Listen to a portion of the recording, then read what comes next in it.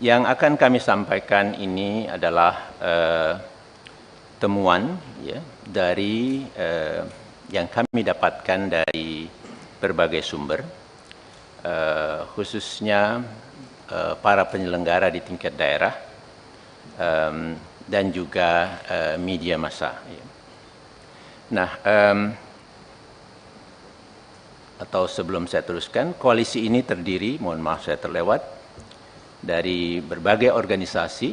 Yang pertama adalah ICW, kemudian Perludem, KALS, KOPEL, NetGrid, PSHK, Amar Law Firm and Public Interest Law Office, FIC Ornop, Temis Indonesia Law Firm, KOPEL, Pusako Universitas Andalas, Public Virtue Institute, dan change.org.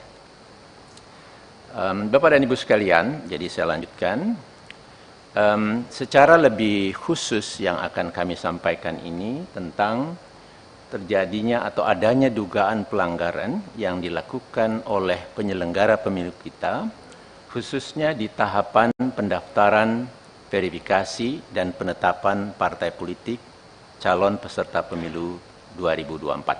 Ya.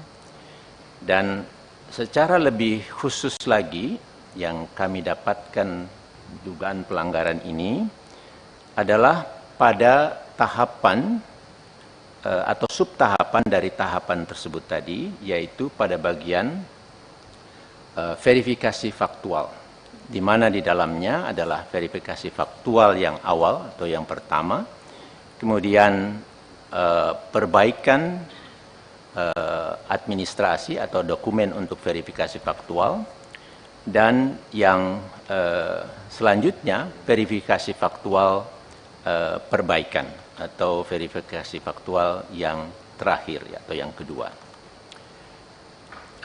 Tolong digeser ke slide yang itu untuk dipresentasikan.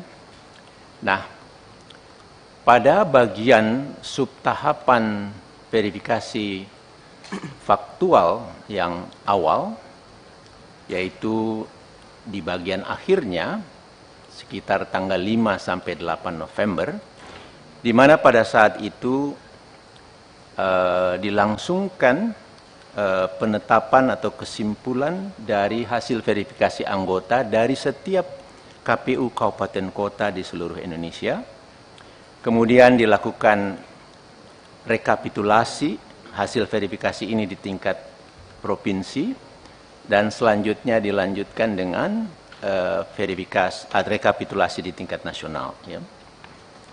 Nah, khususnya pada saat persis setelah KPU Kabupaten Kota seluruh Indonesia menetapkan hasil verifikasi faktualnya, nah disitulah mulai kami dapatkan adanya dugaan atau instruksi dari KPU Pusat untuk melakukan perubahan data dari hasil verifikasi faktual tersebut, yang selanjutnya mengakibatkan kesimpulannya pun bisa atau menjadi berubah. Ya.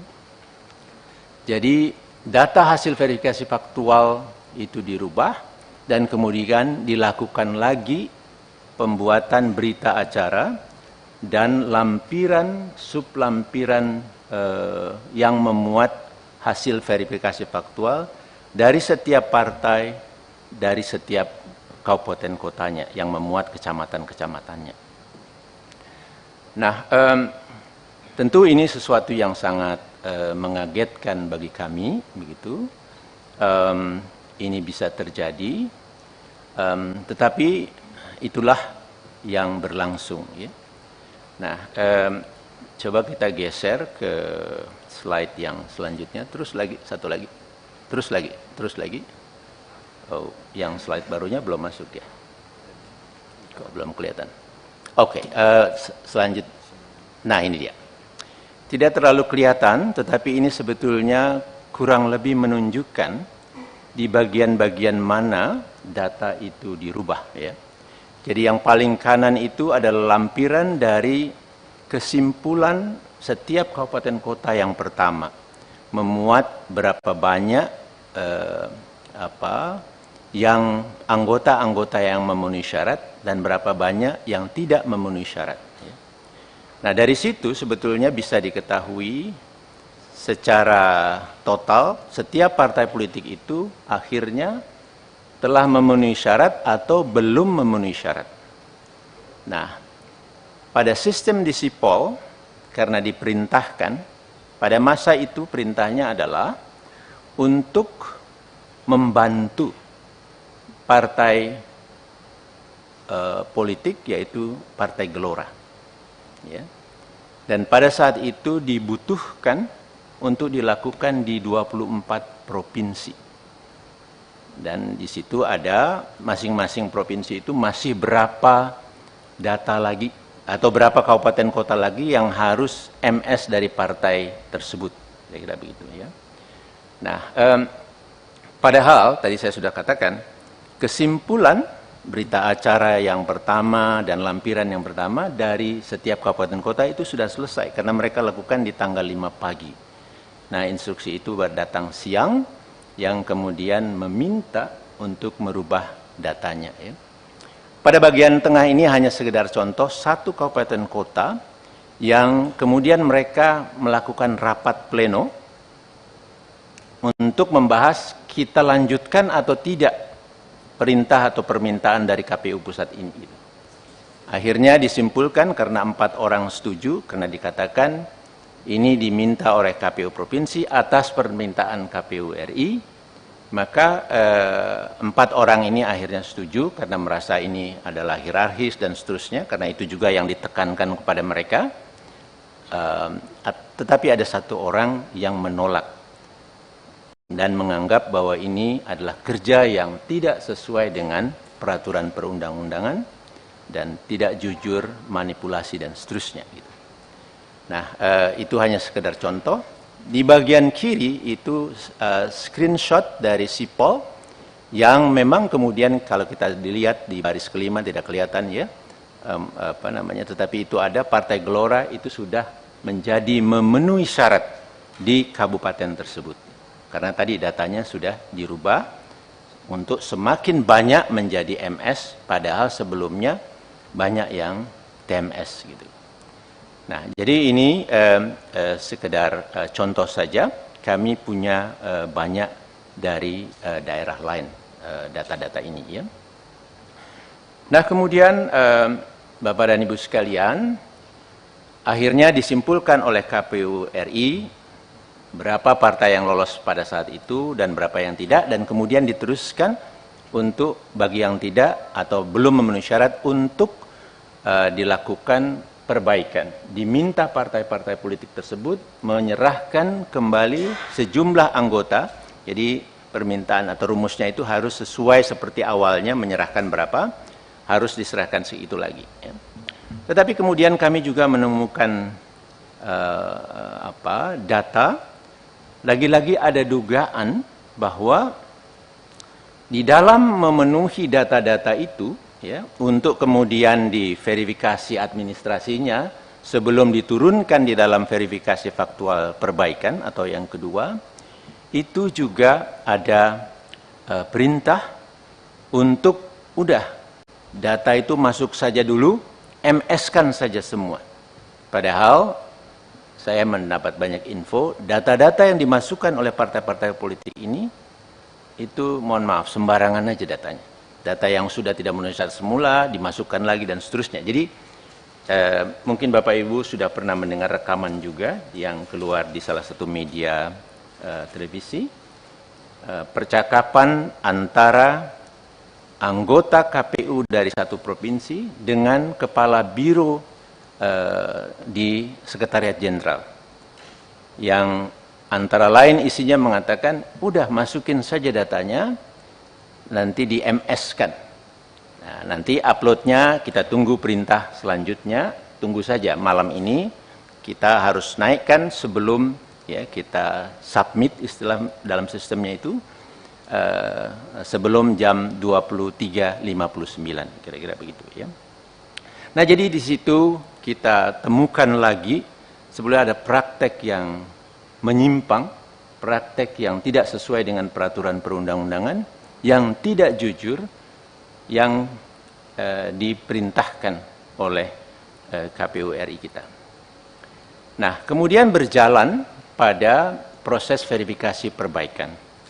Nah, di sini pun itu berlanjut, dan yang diarahkan atau istilah mereka itu diinstruksikan adalah seluruh partai politik kecuali partai, ada diistilahkan, kecuali partai U.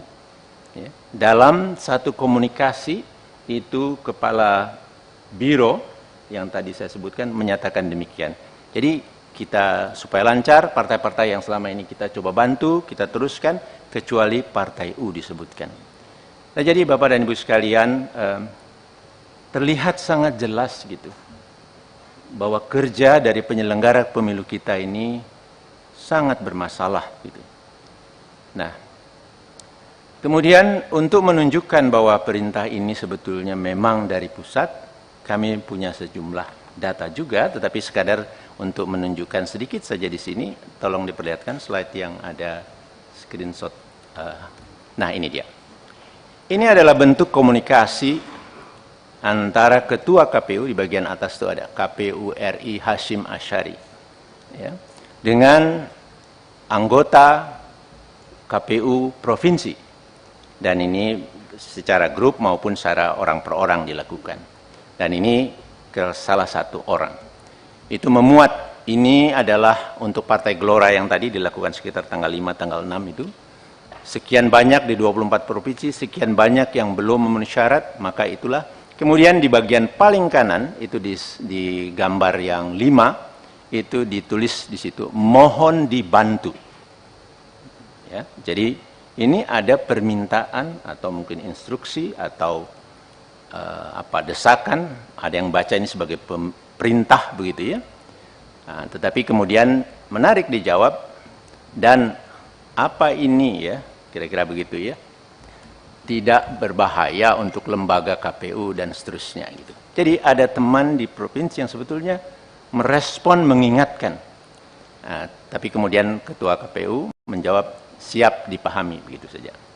Namun dalam prakteknya kami mendapat banyak kabar, banyak bukti bahwa tekanan terus untuk melakukan perubahan data, membantu yang awalnya satu partai politik, kemudian semua partai politik kecuali partai U, itu berlangsung gitu. Dan kemudian satu slide yang ada satu gambar saja, sekedar contoh juga. Ini adalah komunikasi antar anggota KPU provinsi yang resah lah ini. Tapi ini bagian ini yang saya anggap penting. Tetapi yang lain-lainnya itu kelihatan di antara mereka resah.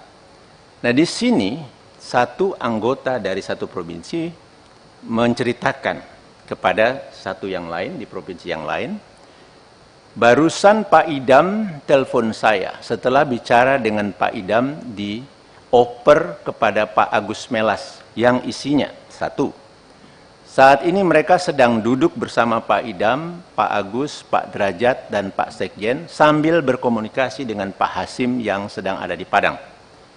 Dua, sesaat lagi Sekjen akan memerintahkan Sekretaris Provinsi, itu saya tutup, agar komunikasi dengan admin Sipol di beberapa kabupaten kota untuk MS-kan Partai Gelora. Kemudian tiga, langkah ini harus dilakukan demi kebaikan kita karena permintaan Istana, Mendagri, Menko Polhukam, dan lain-lain.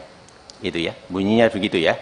Persisnya saya tidak tahu, nanti mudah-mudahan Pak Doli dan kawan-kawan bisa mengeceknya. Kami harapkan demikian. Kemudian yang keempat, Pak Agus juga mengatakan sudah hubungi Pak, nah itu ditutup, itu ada di provinsi yang sama sebagai ketuanya. Karena ini pekerjaan teknis, maka saya hubungi oleh Pak Idam dan Pak Agus minta kita amankan. Download Tribun X sekarang, menghadirkan lokal menjadi Indonesia.